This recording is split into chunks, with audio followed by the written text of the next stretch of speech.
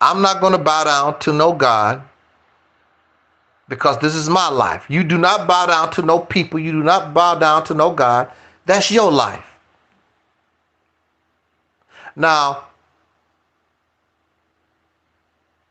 if God want to bring me a glass of water, I would bring God a glass of water. But I'm not going to bow down to your ass. That's slavery. And all of you will agree, well, some will. They say slavery is bad. That's unnatural behavior. There are men who want their wife and their family to basically be his slaves. I'm the man of the house. No, really, in reality, what he's saying is, I'm the master of the house. And the dog and the cat and the children and the wife, y'all gonna bow down to me. I'm the divine special one here. I run everything. Those type of relationships, especially, and that's why a lot of men are really full of hate of women in 2023, because that's what they want. They want to be able to go home to a wife that's a slave. That's why her work is called domestic work. Domestic or domestication or slavery. Because she's supposed to serve him and wash his nasty drawers and take care of all these children that she really probably didn't really want. What woman want to keep putting her body through childbirth like that? But she's conditioned like that. The woman has been conditioned to be a slave. You got to oh wow. I'm really talking longer than I really had intent. But I can't even imagine a woman. You are required. That's your body. That's her body. But because she's married, whenever you want to get your nasty ass on top of her, she's supposed to say, go ahead. She don't even want you like that. But it's a requirement because she's married. She got to let this person go inside her body. Oh, whoo, man.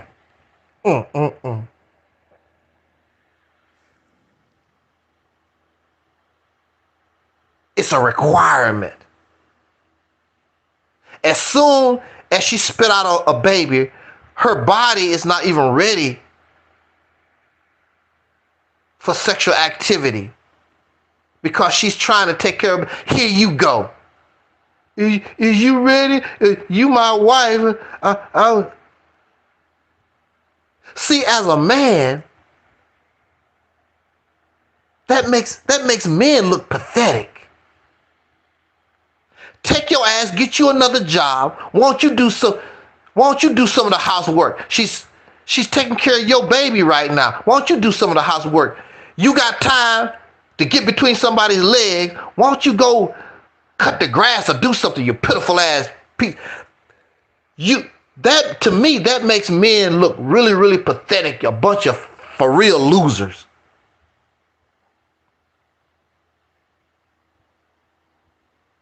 Really pitiful. And so now, because men are a bunch of losers and women have been conditioned to submit to trash, there's overpopulation on the earth. Because you only need a certain amount of people to actually do the labor. So you only need a certain amount of people for humanity to function, and there's too many. So, and it's because of this behavior. Where's this God at? Why God ain't putting a check on this? And you call God a he, And when you look at the Bible and Quran, both of these books are written by men, not no God. Everything in the Bible and Quran favors men. And it's inspired by men. There are female prophets that really didn't do anything. Don't really talk about the female prophets because I believe there's one, Ruth. She's one. There might be another. We don't even really. Who are the female prophets in the Bible? I really don't. I just know about Ruth. Then they talk about Mary. Of course, she's not a prophet. She's just the one that had the womb that brought in the man. Jesus. Other than that, Mary don't mean nothing. Then what's her name? The other lady, she was a prostitute. Women ain't about nothing. It's all about the men. And see, for me, I thought about that one time.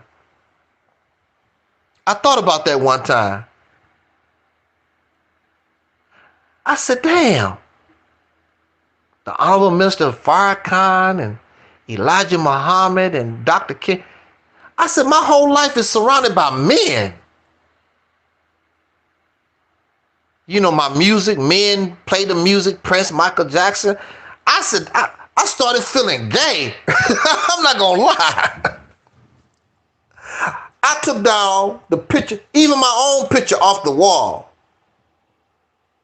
Because I started feeling gay because I'm like, that's too much men. I'm surrounded by men. Everything about me is about a man. I started feeling homosexual, gay. And these guys don't feel there's nothing wrong with it.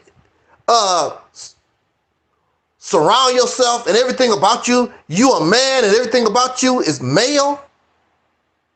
Your God is male, all your heroes is male. Like, damn, where the women in your life? And the only women in your life is only thing you want to do is climb between their damn legs and want them to serve you. They don't serve no other purpose. That's gay as hell. I don't want gay. Take your gay ass on. Everything about the Bible and the Quran is gay. Maybe that's why they're so angry and upset with the gay and lesbian community, because that's what they are anyway. And this is something that we must realize and understand also. Because when your mind is conditioned to love men like that, how the hell can you really love a woman? Like Eric Muhammad said, talk black to me. If your mind is conditioned to love men like that, how the hell can you love a woman? That's why these men don't stand up for women. That's why they're angry with the women, because the women, all a woman is a sexual object. She's just something to bring my son. It's always about my son. Daughter is cool, I guess, but no, but that's my boy, that's my son. That's me, my son. Favoritism.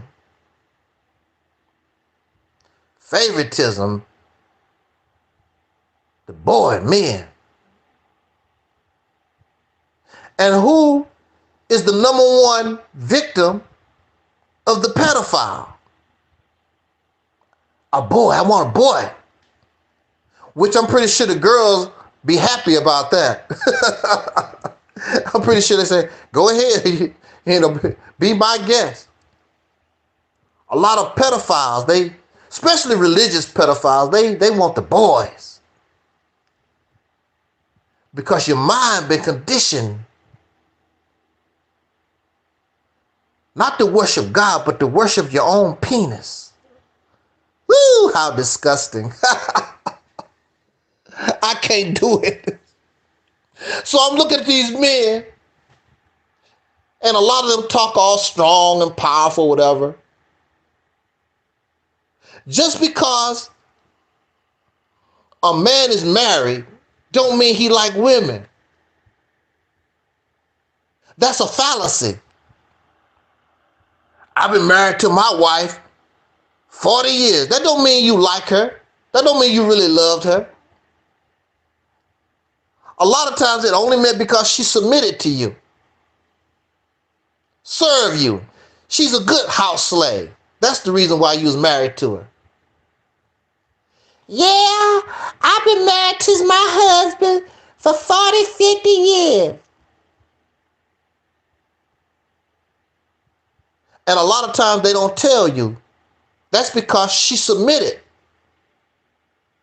And she became the, what do they say in America? They used to tell our people in America, know your place. Woo! Know your place. And a lot of these women you might see supposed to be in happy marriages, that's because they know their place. Know your place. There's a lot of anger with these young men because that's what they want. They want them a slave. Know your place. That's why we need to make America great again. Put these Negroes back in their place. So you don't like these women when they say, I'm an independent black woman. Because you want her to believe that she can't function, she can't survive without you. What the hell she needs you for? She don't need you except to be a sperm donor, and you would be happy to be that. She don't need you. So what can you do? You don't even want to treat her as an equal. You don't want to treat her as a human being, some kind of sex object, a slave.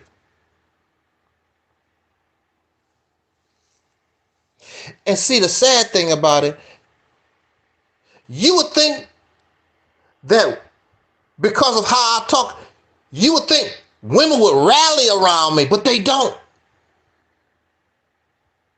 Because they feel they need to be a slave. You would think that the way that I talk about religion and spirituality, you would think atheists would rally around me, but they don't. Because I show them they're not perfect either. They got problems. Nobody wants to see the reality. Nobody wants to see the truth in themselves. So they all go to their own little funky, pitiful corners. That's why if there is a God, the best thing for humanity is extinction. The best thing for humanity is extinction, because God gave you, if God exists, God gave us the greatest gift, which is our brain. And you don't know how to use it. You function on the level of lower life forms. We always talk about what humanity ain't did a damn thing. A certain group of people put us here. If you take that certain group away, we be right back hunting and foraging, if you can do that. Most of you don't know how a computer works. You use